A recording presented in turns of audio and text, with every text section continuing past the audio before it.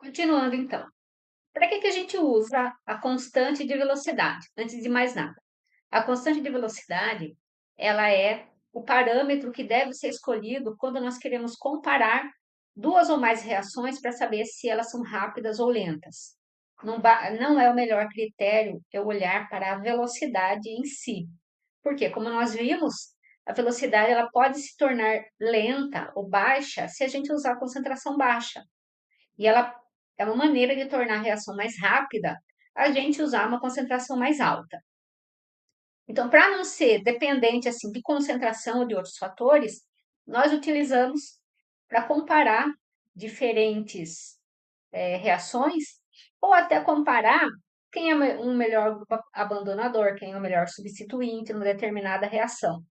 Então, nós vemos aqui exemplos de valores da constante de velocidade para um determinado processo químico, que é a rotação em torno da ligação em destaque. Então, por exemplo, essa ligação carbono-carbono aqui, no hidrocarboneto, né? A constante de velocidade, a 298, ela é muito alta, 5 vezes 10 a 10, em segundo a menos 1, quando está substituído por hidrogênios. Quando a gente substitui por cloros, ela já cai significativamente, mas continua sendo alta. Ela cai para 8 vezes 10 a quarta. E se nós compararmos com uma ligação simples, carbono-nitrogênio, o valor é 3.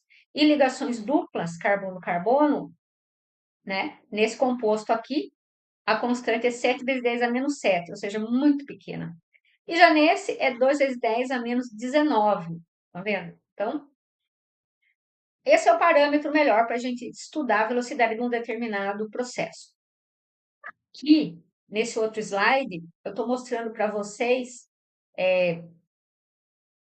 vários exemplos de forma que a lei de velocidade pode assumir. Então, nem sempre ela é simplesinha, né? Como esse tipo aqui, por mais que vocês estejam olhando e achando complicado. Essas são as simples, né? Então, pode ser, vamos ver algumas simples aqui. Essa é a número 2, né? 2N2O5 dando 4NO2 mais O2. Então, a lei de velocidade é velocidade igual a K elevado à concentração de N2O5, né? Então, é de ordem 1. É simples. Aqui nós temos um outro exemplo em que depende de dois reagentes. Aqui também depende de dois reagentes. Que regra importante que existe? Né? Existe uma regra de que o expoente ele não tem a ver com os coeficientes estequiométricos da reação global, tá certo? Que eu disse aqui reação global. Porque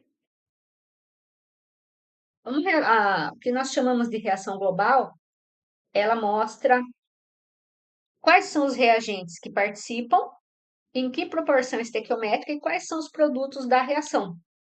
Só que essa reação ela pode envolver essa reação completa, não acontece tudo numa etapa só, não necessariamente. Isso tudo pode acontecer, o processo todo ele pode ir acontecendo. Primeiro, um reagente só, ele sofre uma quebra de ligação, aí a espécie gerada por essa quebra de ligação, ela vai reagir com outro reagente. Então, isso é o que a gente chama de mecanismo. Então, o mecanismo pode envolver uma única etapa, realmente tudo acontece de uma vez, ou se processa envolvendo várias etapas, né? Enfim, então é por isso que, e a gente vai ver um pouco mais adiante, que o expoente que a gente vê aqui na lei de velocidade, esse 2 não é porque tem dois reagindo na reação global, é porque tem dois reagindo na etapa do mecanismo, que é a etapa determinante da velocidade, que é a etapa lenta. Nós vamos falar de etapa lenta mais adiante. E outras, quando a lei de velocidade ela é toda complicada, como essa primeira aqui, isso é um indício, é um forte indício de que a reação se processa envolvendo um mecanismo, com várias etapas, um mecanismo complexo.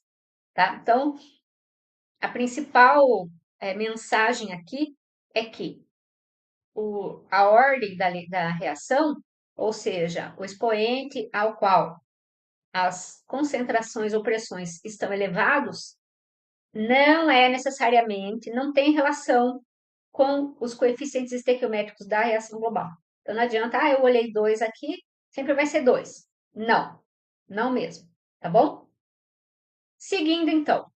Então, o expoente, ele tem que ser determinado experimentalmente, não tem outro jeito. Não é só olhar a reação global e pegar esse mesmo valor e usar. Não é. Tem que ser estudado experimentalmente. Então, aqui, um dos métodos experimentais é chamado de método da velocidade inicial. Por que ele é chamado velocidade inicial? Porque você não precisa deixar a, a reação ocorrendo por várias horas e ir monitorando o que acontece. Como é que a gente monitora o que acontece? Estudo cinético geralmente é assim, a gente mistura substâncias e em cada intervalo de tempo você vai tirando um pouquinho, analisando para ver, né, em qual é a velocidade, qual é a taxa em função do tempo com que as concentrações dos reagentes vão diminuindo e as dos produtos vão aumentando. Então, não precisa, no método da velocidade inicial, você repete o experimento várias vezes, só que cada vez usando uma concentração diferente.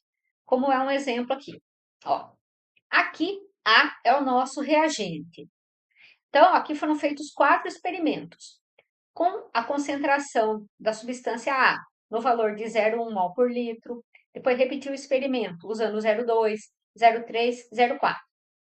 E foi medido a velocidade, assim, nos primeiros, vamos dizer, nos tempos iniciais. Não tem muito uma regra assim, fique 5 minutos, fique 1 minuto, tá? A velocidade inicial. Então, o que se observou? Que quando a concentração de A é 0,1, essa era a velocidade. Quando a gente dobrou a velocidade, tá vendo? Quando usou 0,2, que é o dobro de 0,1, será que a velocidade dobrou apenas? Então, eu dobrei a concentração e vou lá ver se a velocidade dobrou. A velocidade não dobrou, ela quadruplicou, certo? Então, significa que ela foi multiplicada por um fator que é o quanto eu usei aqui elevado a um expoente. Aqui na concentração, eu usei um fator de 2. Eu multipliquei por 2. Aí eu tenho que ver a velocidade, ela multiplicou por 2 elevado a quanto? Então, ela multiplicou por 4. 4 é 2 elevado a 2. Então, aqui já é um indício de que o expoente a ordem é 2. Isso se repete nas outras análises. Quando eu multipliquei por 3, ó, de 0,1 a 0,3, eu multipliquei por 3. O que aconteceu com a velocidade? Foi de 0,02 para 0,18. Multiplicou por 9.